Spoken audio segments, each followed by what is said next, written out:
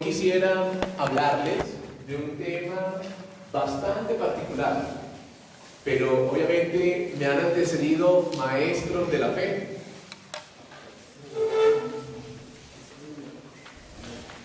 Me han antecedido maestros de la fe que realmente no merezco desatarles ni siquiera desatarles, porque son realmente maestros innatos y no sé si llegue a alcanzar realmente mi exposición, la expectativa de lo que llenaron el padre Armando Echabona, el padre Cirilo Bogoslao, el doctor Ricardo Castañón y todos los que han antecedido a este pobre sucesor.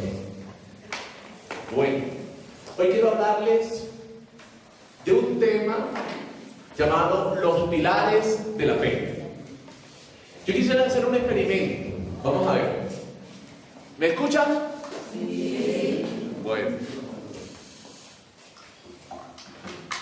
De pequeño yo me traía un micrófono y por eso es que tengo la voz bastante fuerte. Bien, los pilares de la fe. Para hablar de los pilares de la fe es necesario definir la fe. ¿Qué es la fe? Sería como lo primordial, lo primero. Yo quisiera no definirla desde el punto de vista del magisterio, sino vamos a tener algo mucho más gráfico. Imagínense que yo tengo aquí una esponja y a mi lado tengo acá un tanque con agua. ¿Qué sucede si coloco esa esponja, obviamente sin hundirla, solamente colocándola allí en el tanque del agua? ¿Qué sucede con esa esponja? Se llena, se va llenando del agua, ¿verdad? Y cuando ya está llena total, ojo, no la he tocado, ¿qué sucede con esa esponja? Se va hundiendo, ¿verdad?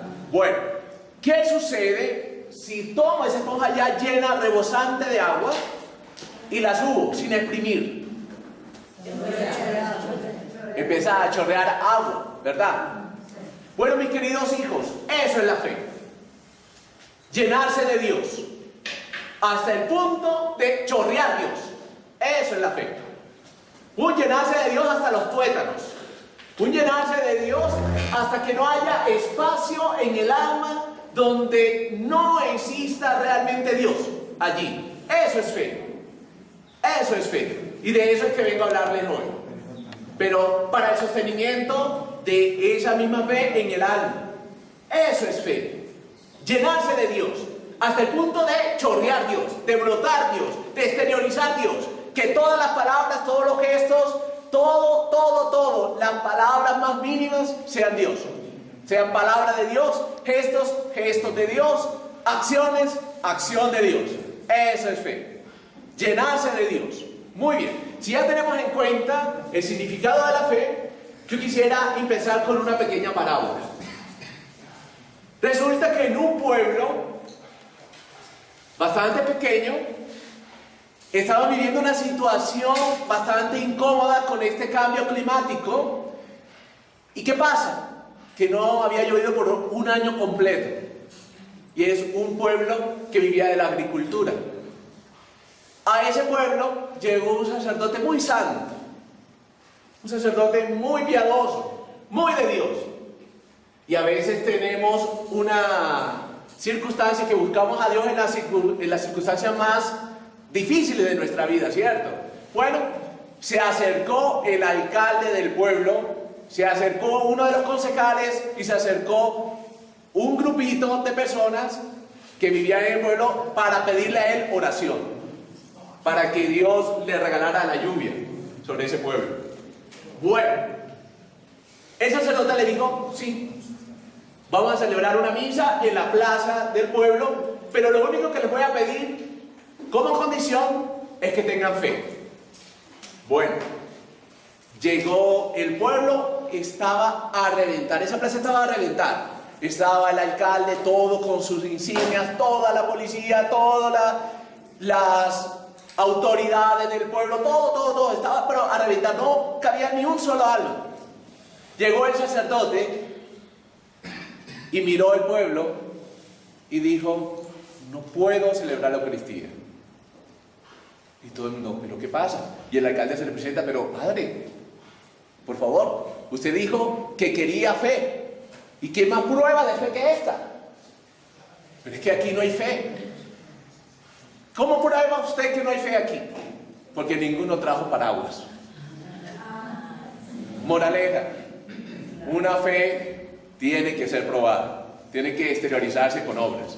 Y uno de los signos de la fe es la rectitud en el comportamiento de la persona. No solamente basta decir tengo fe, tengo a Dios en mi corazón, sino también hay que mostrar que tengo fe. Bueno, ahora pues vamos a entrar en materia. Ya mucha introducción. Bueno,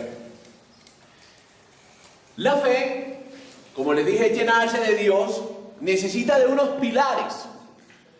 ¿Cuáles son los pilares hoy? ¿Por qué llamo pilares de la fe? Cuando hablo de los pilares de la fe, bueno, aquí yo lo represento la fe como una antena. Imagínense una antena, y aquí la pueden ver más gráficamente. Una antena, ahí está, esa es la antena de la fe. Esa antena de la fe necesita de unos alimentadores, unos cables que van a alimentar esa fe. Y más que alimentarla, van a sostenerla.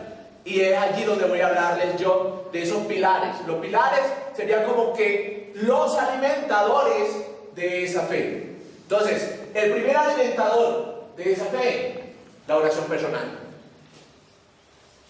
La oración personal. ¿Qué significa oración? Casi siempre definimos oración como hablar con Dios. Pero no se asusten si les digo que más que hablar con Dios es encontrarse con Dios. La oración personal es eso, encontrarse con Dios. Porque de nada vale yo hablar a Dios, y eso es lo que más hacemos nosotros en la oración. Hablar, y no lo dejamos hablar a Él. Y Él también necesita ser escuchado. Y Él también necesita hablar. Y Él necesita también que nosotros le valoremos sus argumentos. La oración personal no es solamente, como les dije, hablar. Existen muchas clases de oración. Una de esas oraciones es la oración de petición, que es la comúnmente conocida. Y cuando hablamos de oración de petición, estamos hablando de lo que le pedimos constantemente a Dios. Pedimos a Él por beneficio, por gracias que necesitamos, por las necesidades que tenemos, en fin. Otro tipo de oración, acción de gracias, que es la que a veces nos olvidamos, después de haber recibido, obviamente, su bendición, su gracia. Y hemos de alimentarla. Gracias, Señor, por esta bendición. Gracias, Señor, por todos los beneficios que me has dado. Gracias. Dale constantemente gracias.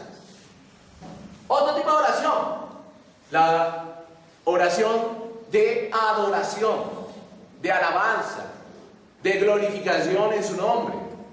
Otro tipo de oración es lo que estamos experimentando aquí con esta bella inspiración que Dios le ha otorgado al doctor Ricardo, la oración de intercesión, donde nosotros nos colocamos como vehículos que interceden ante la necesidad o de una persona o de un país entero, pidiéndole al Señor también que ayude en las necesidades de este país. Otro tipo de oración también es la oración contemplativa. ¿En qué consiste la oración contemplativa? Ver a Jesús en el sagrario, sin decir una sola palabra. Imagínense una cosa, mis queridos hijos. ¿Saben cuántas horas le dedicaba San Juan Pablo II? Y no me lo crean a mí, créanle a los biógrafos y créanle también a las personas que estuvieron muy unidos a él. Les dedicaba al Santísimo, a la adoración del Santísimo Sacramento, a veces hasta 5 horas. ¿Y saben quién fue testigo de eso? Otra santa, Santa Teresa de Calcuta. ¿Y cómo se dio cuenta Santa Teresa de que San Juan Pablo II le dedicaba tantas horas a la contemplación? Porque un día ella fue a visitarlo y lo encontró haciendo oración y no lo quiso molestar. Y ella se puso detrás, como el publicano que se puso detrás, y ahí esperándolo, ella también se puso a hacer oración. Y hasta que él terminó, se levantó, se dio cuenta que ahí estaba la Madre Teresa y le preguntó: Madre, qué pena, estaba aquí concentrado en la oración. ¿Cuánto hace que estaba yo aquí? ¿Cuánto hace que estás aquí? Santidad, más o menos unas 3 horas, 4 horas. Pero si yo entré, y se dio cuenta que el tiempo se le había volado y había pasado casi 1 hora después de la llegada de la Madre Teresa, prácticamente 4 horas, 5 horas de oración contemplativa. San Juan Pablo II. ¿Cómo le sacaba el tiempo con todo el trabajo que él tenía? Esa es la virtud de los santos, esa es la virtud de las personas que aman verdaderamente a Dios, que le sacan el tiempo a la oración contemplativa. Muy bien, no quisiera concentrarme mucho en este punto porque son 10 pilares y si no, no termino nunca. Eucaristía, el otro cable que va a alimentar nuestra vida de fe. Como les dije, no voy a centrarme mucho en cada uno de los pilares.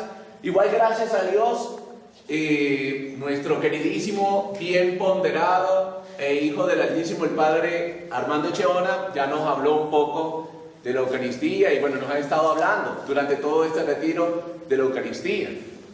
Y hasta el profesor, el doctor Ricardo, también nos ha mostrado realmente la presencia real de Cristo en la Eucaristía. Pero ¿qué les voy a decir yo aquí al respecto de la Eucaristía? Algo más práctico. Yo los quiero invitar a que cada vez que vengan a la celebración eucarística, los quiero invitar a que vengan, ojalá, 20 minutos antes. ¿Por qué? Porque necesitamos prepararnos. Necesitamos prepararnos. Físicamente, mentalmente, espiritualmente. ¿Cómo físicamente? Obviamente ponernos un vestido acorde a ese banquete que vamos a celebrar. Un vestido realmente que exprese la dignidad y el respeto del que me está invitando a celebrar ese acontecimiento. Las mujeres, las invito a que no usen transparencias. No precisamente, o es no comer nada, es solamente agüita, el verdadero ayuno se vale como ayuno pan y agua. Claro, es que, bueno, el verdadero ayuno sería pan y agua, pero, ojo, a mí me faltó decir allí, por problemas de tiempo, que no están obligados al ayuno los mayores de 65 años. Para nosotros sí, pero entonces la obligación tampoco está en privarnos de todo tomando agua y pan, sino también privarnos más bien de algo que nos guste. Porque esa es la verdadera mortificación. ¿Y los niños? ¿Desde qué edad los niños? Los niños desde los 10 años. Tienen que hacer ayuno. Sí, desde los 10 años en adelante. ¿El ayuno en qué tiempo consiste? O sea, ¿qué tiempo abarca? Un ayuno puede abarcar todo un viernes. Mostrarse como bueno ante el sacerdote. Imagínense, si de santo sería, obviamente estaríamos llenos nosotros aquí, porque la confesión a veces llega a la persona y dice: Padre, es que yo soy una persona muy dada a las obras de caridad, soy una persona muy buena y soy una persona no sé qué, yo no digo mentiras, no digo esto, no hago otro, soy muy fiel a mi marido, muy fiel a mi esposa, esto, lo otro, Y bueno, mijita, ¿y cuáles son tus pecados? Ay, Padre, ayúdeme. Qué vicio, ¿eh? Ojo. No vamos a presentarle al sacerdote el acta de canonización para que él la firme. Vamos a presentarle nuestros pecados para que él me ayude a limpiarme el alma. Atención entonces. No mostrarse como bueno. Eso es uno de los vicios de la confesión. Otro, confesar los pecados de los otros. Eso también somos propensos. Confesar los pecados de los otros. Otro vicio de la confesión. Ay, Padre, imagínese que mi marido me es infiel. Ay, Padre, imagínese que mi hijo me desobedece. Ay, Padre, imagínese que mi amigo me hace un daño terrible porque él no me quiere hablar. Ajá, pero ¿cuáles son los tuyos? O sea, esos son los pecados de los demás. Pero los tuyos, ¿cuáles son? Confesar los pecados de uno, no los de los demás. Lo de los demás, eso es de la conciencia de los demás, obviamente. Otro, acercarse al sacramento sin haber hecho el examen de conciencia. Eso es otro vicio de la confesión. Y es tremendo porque obviamente coloca al pobre sacerdote confesor en una situación embarazosa. Porque obviamente el sacerdote está tratando de ayudarte en lo que más se puede. Y si tú no has hecho el examen de conciencia, obviamente no vas a confesar tus pecados ni en una mínima parte. Ya. Y el sacerdote le toca entonces hacer preguntas. Y preguntas, y preguntas, y preguntas. Y lo peor es que puede demorarse contigo unos 40 minutos y tiene tremenda cola de penitentes esperando por la absolución.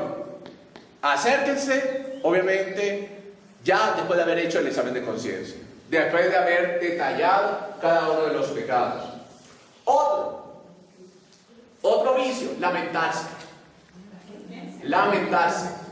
Quejarse. Como quien dice, obviamente llegas arrepentido. Este es el cuarto punto de la confesión. Tú llegas ya arrepentido con el propósito de enmienda. Entonces ya no es necesario autolitigarte allí delante del sacerdote. Padre, es que merezco irme al infierno por esto que hice. Yo no sé qué. Pero ya cálmate, tranquila, que ya te estás acercando a la misericordia de Dios. Ya estamos aquí para ayudarte a ir al cielo, no a ir al infierno. Tranquila. Bueno, otro vicio de la confesión, proponer la penitencia al sacerdote. Y los hay. Proponer la penitencia al sacerdote. Ay, padre, hice esto. Yo creo que yo puedo hacer esto, padre, en enmendación de mis pecados. No, la penitencia no es un negocio. No se puede negociar con la penitencia. El sacerdote, en su sano discernimiento, dirá cuál es la penitencia que te puede ayudar a ti a salir de esa situación de pecado. Otro vicio, explicar los pecados. No es necesario. No es necesario. A veces pretendemos darle hasta detalles al sacerdote. Padre, es que dije esta mentira y la mentira fue esta. Y es que la mentira está en que esto y esto y esto y esto y esto. Ya, bueno, basta con decir, he dicho mentiras. Cometí un acto de infidelidad. Un acto de infidelidad con esta persona que tenía esta falda roja con un vestido azul, que no sé qué tal cosa, en una habitación tal. Ya basta. Porque vas a hacer pecar también al pobre sacerdote. Entonces, no dar detalles. Decir, cometí un acto de infidelidad y basta. Basta. Con eso ya, basta. Ya. Sí. Cometí un acto de infidelidad y listo. Ya.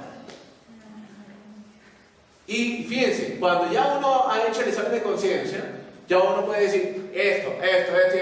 Una confesión puede durar así, de esta manera, máximo 2-3 minutos. 2-3 minutos. Porque ya detallamos los pecados, recibimos la solución. Y si hay algo que explicar, entonces ya es dirección espiritual. Y podemos buscar la dirección espiritual en otro momento. No hay en el sacramento de la confesión. ¿Me hago entender? Sí.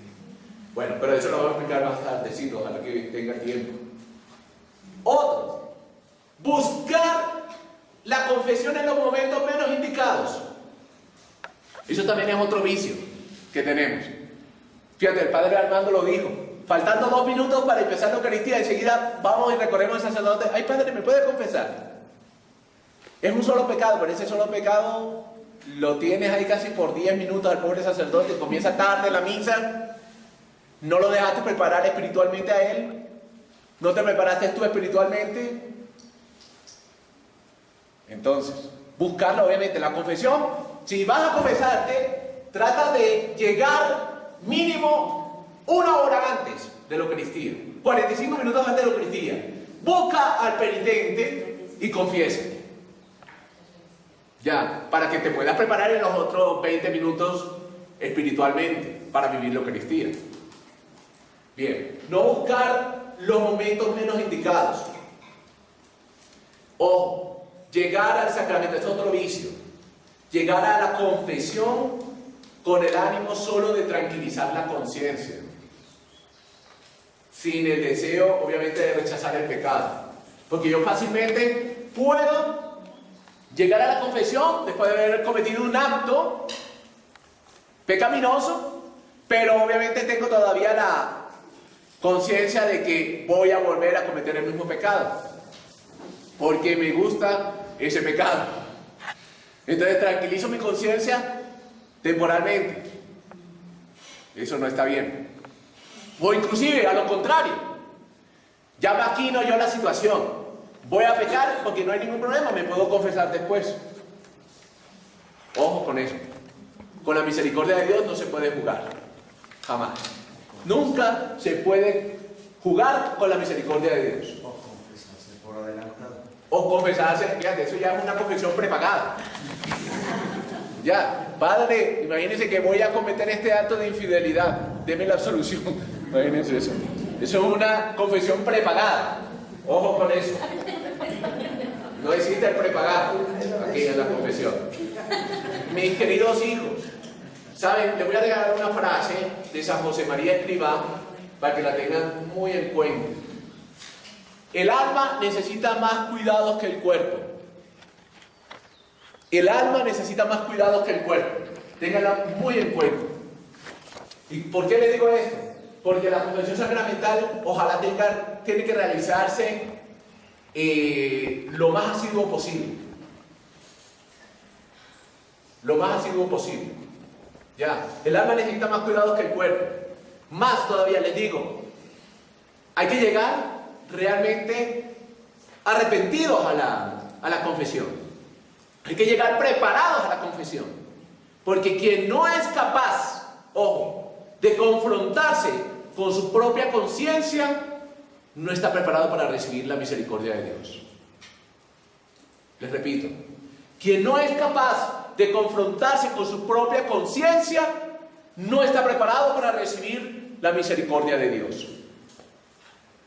Ténganlo muy en cuenta. Y esto es al respecto del examen de conciencia. Y el último punto precisamente de la confesión sacramental es el cumplimiento de la penitencia. Ahí están los 5 puntos de la confesión sacramental. Muy bien. La dirección espiritual. José María, ¿qué dijo que era? José María Escrivá de Balaguer. Bueno, la dirección espiritual es fundamental, mis queridos hijos.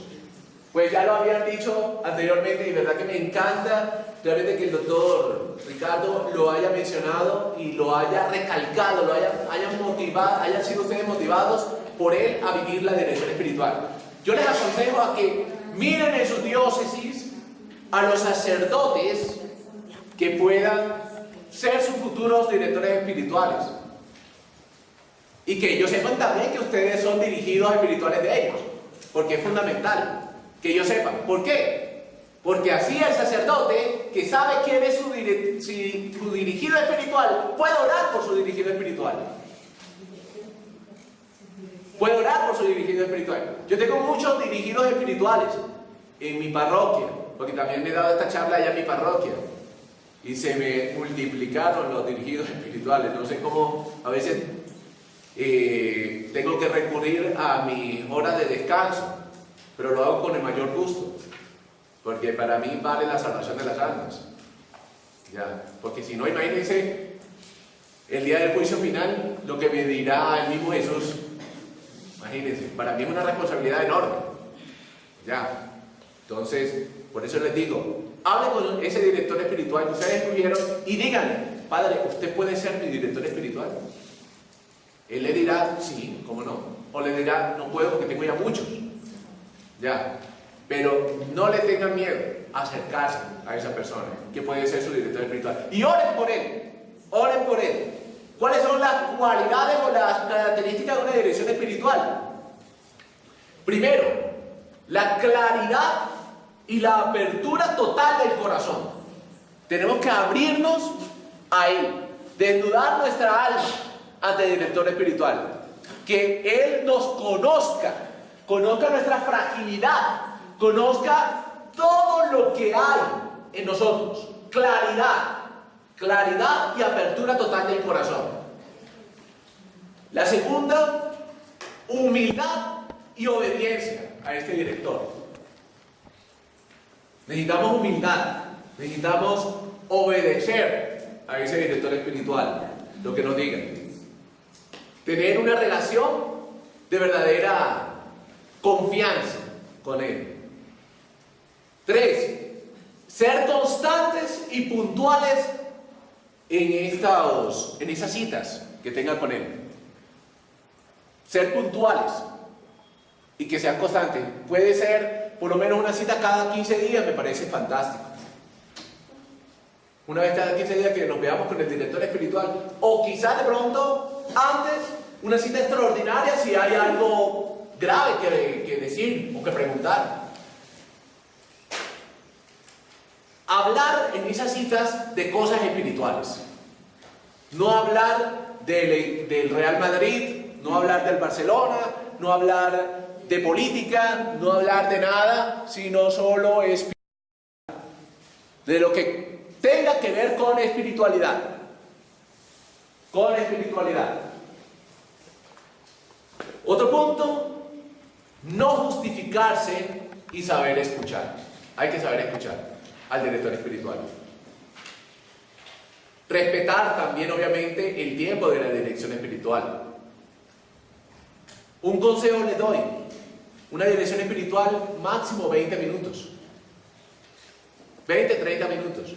Si es una cuestión más grave, que necesite más tiempo, hay que decirle al padre, padre, creo que vamos a llevar un poco más de tiempo para que él pueda programarse realmente. Ya.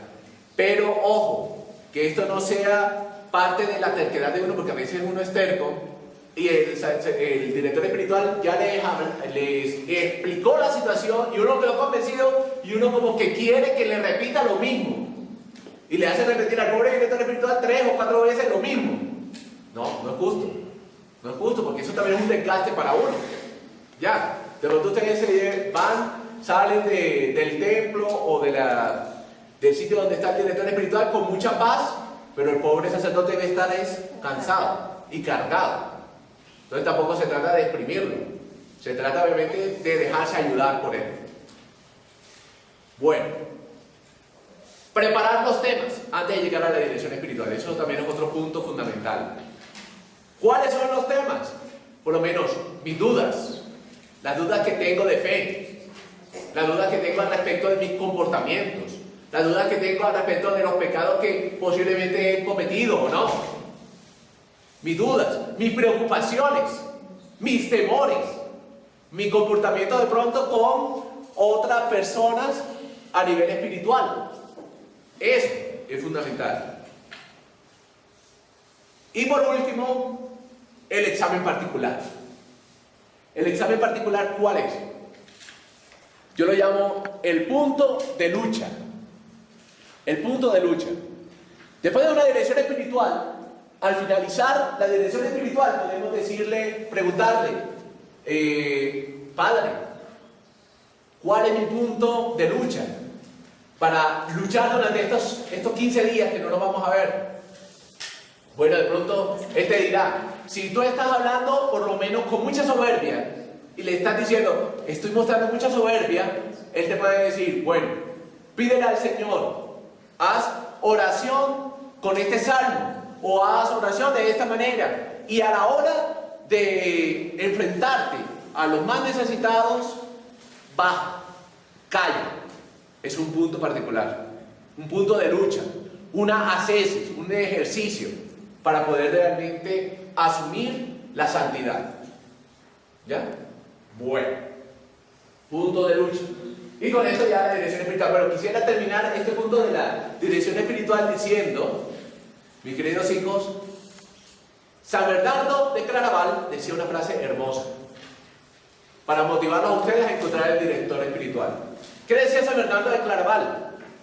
Decía, el que se hace maestro de sí mismo se hace discípulo de un gran necio. Es un trabalenguas, pero ya les digo, el que se hace maestro de sí mismo Vamos a esperar ahí para que puedan copiar. Se hace discípulo de un gran necio. ¿Ya lo entendieron? Necio. El que se hace maestro de sí mismo se hace discípulo de un gran necio. Necio. Necio. ¿Ah? San Bernardo de Claraval. San Bernardo de Claraval. Bueno, con eso termino la dirección espiritual. Vamos a continuar con nuestros pilares de la fe. El ayuno, la abstinencia y la mortificación que faltó allí, mi querido Mesman. Mortificación. Mortificación. Ayuno, abstinencia y mortificación. Ayuno, abstinencia, mortificación. ¿Qué es el ayuno? El ayuno es la privación de comer algo que realmente me gusta para ofrecerle a Dios ese momento de mortificación, pensando en los más pobres, en los más necesitados. Pero ¿cómo hacer un verdadero ayuno? Ojalá eso que deje de comer, de privarme de comer, se lo dé a alguien que realmente lo necesita. Y hacer oración. Porque ayuno sin oración es una dieta. Aprendan eso. Ayuno sin oración es dieta. Una completa dieta. La abstinencia es muy parecida al ayuno. El ayuno es privarse de comer algo. La abstinencia es privarse de hacer algo que me gusta. Por ejemplo, si me gusta mucho la televisión, si me gusta mucho ir a ciertas páginas de internet, si me gusta hacer esto, hacer lo otro, privarme. ¿Para qué? Para poder ejercitarme en mi santidad, para tener un mejor dominio de mí mismo. De eso se trata el ayuno, la abstinencia. La mortificación, lo mismo. A veces tenemos que mortificar los sentidos, sobre todo la vista. La vista es lo que más propenso nos hace pecar. Chicas, si ustedes ven por ahí pasando a Brad Pitt, entonces mejor no miren para allá, si tú eres casada. Ya. Chicos, si ustedes ven pasando por aquí a Cindy Crawford, miren mejor para acá. Mortifiquen la vista si están casados. Ya. Y si están comprometidos o si no tienen, si están solteros, miren pero hasta cierto punto. Porque igual tampoco pueden ustedes pecar con la imaginación. Entonces, abstinencia, mortificación, ayuno. Otro pilar que alimenta nuestra gran antena de la fe, el Santo Vía Crucis. El Santo Vía Crucis. El Santo Vía Crucis es el camino que es la oración que nos recuerda los pasos de Jesús hacia el Calvario, hacia su muerte. Yo les recomiendo hacerlo los viernes, especialmente los viernes de Cuaresma, para que recordemos la pasión que vivió nuestro Salvador y cómo podemos nosotros sentirnos realmente salvados por Él. El Vía Crucis. El rosario. El rosario. Ojalá sea diario. No les digo una herejía si les digo que además de ser una oración mariana, el rosario es la oración más cristológica que pueda haber. Porque lo que se medita son los misterios de Cristo. Se meditan los misterios de Cristo. Y pedimos la intercesión de la Santísima Virgen María. Y qué hermoso es, por lo menos, les digo una metodología para hacer el rosario: contemplar cada uno de los misterios. Contemplarlos. Se dice por lo menos, el primer misterio, hoy es sábado, misterio gozoso. El primer misterio gozoso, contemplamos el anuncio del ángel a la Virgen María. Nos quedamos en silencio. Pensemos, ¿cómo pudo haber sido ese anuncio del ángel a María? 3 o 4 segundos. E empecemos el misterio. El Padre Nuestro, las 10 Ave Marías, en gloria. Segundo misterio, y así sucesivamente. Antes de iniciar, contemplar el misterio. El Santo Rosario. La visita al Santísimo. Esa tiene que ser diaria. Ese pilar de la visita al Santísimo diaria. ¿Ya? ¿Qué vamos a hacer en esa visita al Santísimo? A contemplar el misterio de la Eucaristía. A contemplar ese misterio de la Eucaristía. A pedirle, hasta inclusive a hacer oración, a contemplarlo. Ojalá no sea solamente hablar, sino más bien en silencio mirarnos. 3 o 4 minutos contemplando el Santísimo diariamente te llenará de paz. Te llenará de mucha paz. Y se te puede presentar después de una visita al Santísimo muchos problemas que ya tú las podrás resolver con mucha facilidad. Visita al Santísimo. La lectura de un libro espiritual. El último pilar de la fe. La lectura del libro espiritual. ¿En qué consiste esta lectura del libro espiritual? Obviamente se trata, mis queridos hijos, de vivir por lo menos en medio de la lectura algo que me pueda a mí ayudar al crecimiento de mi fe. Yo les recomiendo lecturas de biografías de santos. Léanse biografías de santos, pero pídanle consejos al director espiritual, porque a veces compramos libros pensando que son sanos para nuestra espiritualidad y lo que hacemos es distorsionar nuestra espiritualidad. ¿Ya? Entonces, pidámosle consejo al director espiritual. ¿Qué lectura me puede él aconsejar? Porque también, como la medicina, él me puede decir, léete este libro. Y ese libro me puede ayudar a mí realmente a vivir esa necesidad que estoy viviendo. Lectura del libro espiritual. Bueno, para concretar, yo les quiero dar una pequeña sugerencia para un itinerario de fe. Sugerencia para un itinerario de fe. Entonces, ¿qué les recomiendo ante esta sugerencia? Tenganla muy en cuenta. Primera sugerencia: cómprese una cruz de bolsillo. Una cruz de bolsillo. Más o menos así como esta, miren. Ténganla en su bolsillo siempre. Bésenla. Y en los momentos de tentación, apriétenla. No se preocupen si se daña. Pueden comprar otra. Apriétenla. Es más, que sea la acompañante fiel de ustedes. Y cuando estén en sus trabajos, tomen la cruz, bésenla y colóquenla allí. Fíjense que yo la tengo acá.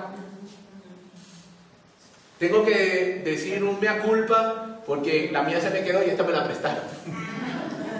Pero de todas maneras, no quise hacer esta conferencia sin mi cruz de bolsillo porque ya me sentía desnudo. Entonces, porque ahí ya yo pienso realmente que estoy santificando esto que estoy haciendo. Que esto no lo estoy haciendo yo, no lo estoy diciendo yo, sino que lo está diciendo él. Así yo lo pienso y tengo la certeza que es así. Cada vez que miro esa cruz, o sea, los miro a ustedes, miro la cruz y ya me entro en la sintonía espiritual. Lo mismo, si ustedes colocan su cruz en la oficina donde se encuentren, allí, y están trabajando, recuerden que ustedes se están santificando con aquello que están haciendo. ¿Ya? Eso. Todos los días, háganlo. Entonces se encuentren. Bueno, pequeña, no vayan a comprar una cruz grande y ¿dónde la van a meter después? Las normas de piedad. Hagan una planilla. Una planilla. Sí, perfecto. Sí. Una planilla. Hagan como especie de una planilla de estas donde ustedes puedan especificar ya al final del día si han hecho el rosario. Entonces, hicimos el rosario, un chulito. El ángelus, un chulito. La lectura espiritual, no la hice hoy. Falla. Hagan como una planilla que les sirva también como un examen de conciencia para ustedes al final. De eso se trata esa normas de piedad, planilla. La tercera, jaculatorias. Hagan jaculatorias todos los días. Ay, María, que me alcance el día. Exactamente, una cosa así. ¿Por qué no? Sí. Por ejemplo, Señor, Hijo de David, ten piedad de mí. Santa María, Jesús, ¿cómo? Jesús, en vos confío. Esas son oraciones pequeñas. Las jaculatorias son oraciones pequeñas. Mientras ustedes están caminando de aquí hasta su trabajo, y están haciendo esas jaculatorias y se están llenando de espiritualidad, de Espíritu Santo, de piedad, de amor. Bueno, de amor a Dios. Jaculatorias. Bendiciones diarias. Bendiciones diarias. ¿En qué consiste esta sugerencia? En que el saludo nuestro esté acompañado de una bendición. Mayra, ¿cómo estás? Dios te bendiga. Wendy, Dios te bendiga. Mechas, Dios te bendiga. Bueno, buenas noches, Dios me los bendiga. Que esté muy bien, Dios te bendiga, Dios te acompañe. Que en todo esté la bendición de Dios, tanto en el saludo como en todo momento. Inclusive invocan ustedes mismos, bendito sea Dios. Hay un momento de emoción, bendito sea mi Dios. Llegó un momento fuerte a mi vida, bendito sea mi Dios. Llegó un momento triste de mi vida, Señor, en tus manos se encomienda. En todo, en nombre de Dios. Bendiciones diarias. Sonreír nos cuesta bastante, pero es necesario.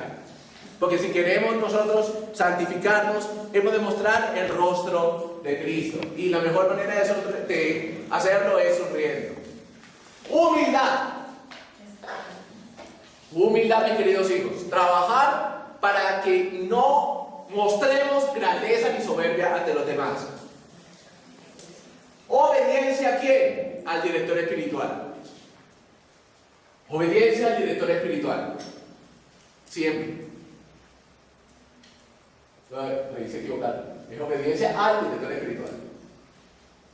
Agua bendita. Mantengan ustedes agua bendita siempre.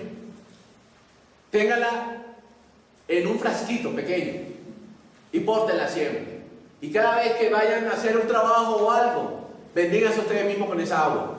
Recuerden su santo bautismo. Manténganla en su casa. Cuando lleguen a su casa, también bendíganse. Cuando salgan, también háganlo. Siéntanse ustedes bendecidos. Esas 3 Ave Marías antes de dormir. San José María Escribá nos decía que es necesario para luchar contra las tentaciones que nos presentan, sobre todo en los momentos de relajación.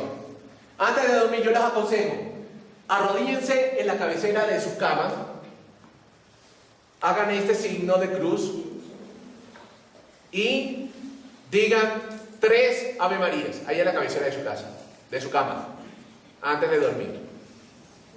Si están casados, ojalá inviten a la esposa a hacerlo. Y si no, háganlo ustedes solos, no se preocupen. 3 Ave Marías antes de dormir, pidiendo la pureza. Son las 3 Ave Marías de la pureza. Y rocien con agua bendita también la cama, antes de dormir. No la bañen de agua bendita, porque después no van a poder dormir ustedes. Sino gotas, pequeñas gotas. Cómprense como algo que pueda aspejar la cama. El examen diario, el punto de lucha. Evalúen el punto que puedan ustedes luchar para sacar adelante su vida de santidad. El escapulario, si no tienen el escapulario, compren uno y digan al director espiritual que se los imponga. Y por último, recuerden el apostolado personal.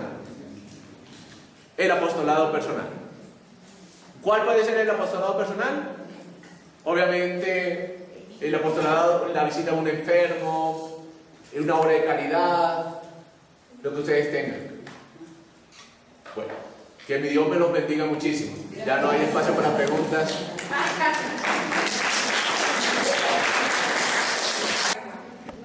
No precisamente, o es no comer nada y solamente agüita durante el día. O sea, a veces no se demanda.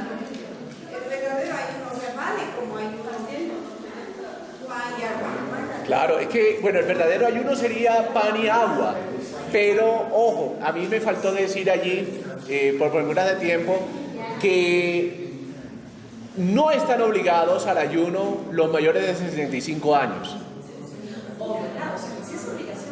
Para nosotros sí, pero entonces la obligación tampoco está en privarnos de todo tomando agua y pan, sino también privarnos más bien de algo que nos guste, porque esa es la verdadera mortificación.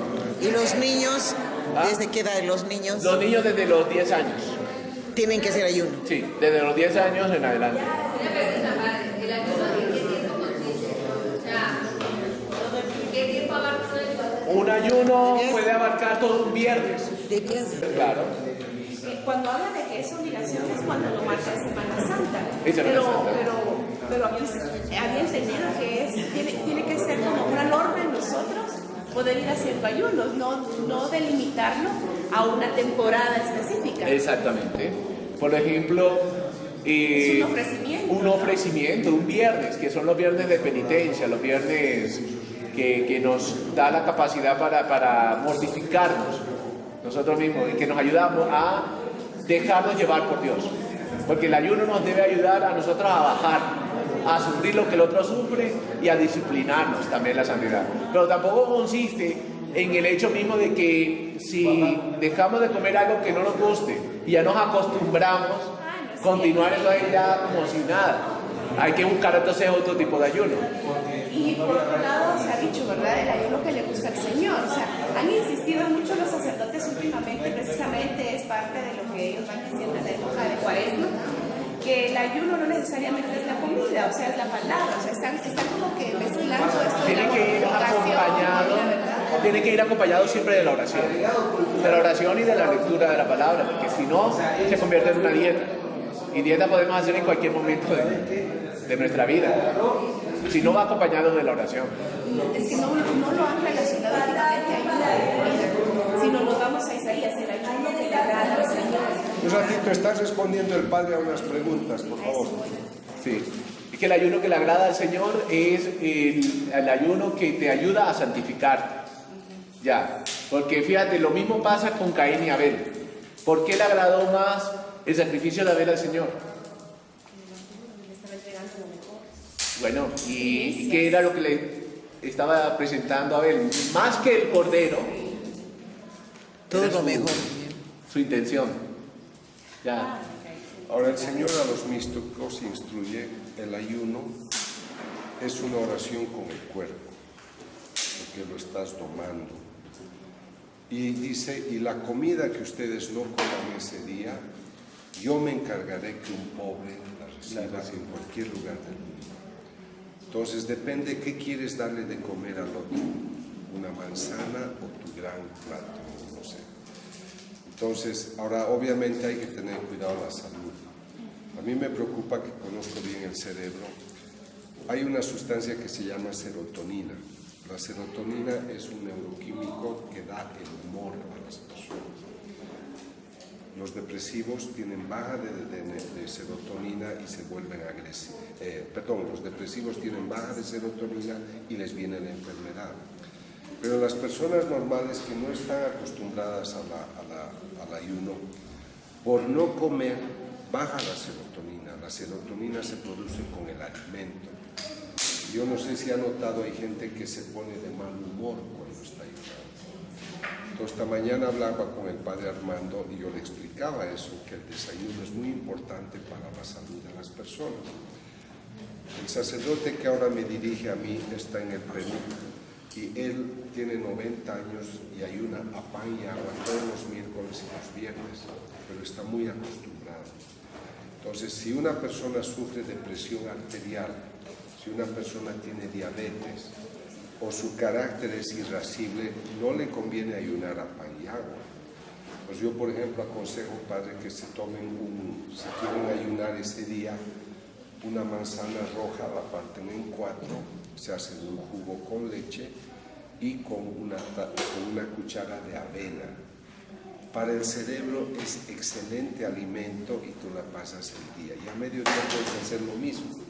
Entonces no es tu gusto los langostinos con un vinito blanco en Miami Beach, pero es algo que no es de tu gran agrado, pero has cuidado tu cuerpito. Yo a los sacerdotes cuando les hablo les digo: padre, ustedes no tienen horarios para comer. Y si tú no respetas tu comida cada 4 o 5 horas, el páncreas se vuelve loco. Y de ahí es que sufren diabetes, tanta gente. Entre el ambiente religioso es el que más sufre de diabetes. Entonces hay que tener prudencia.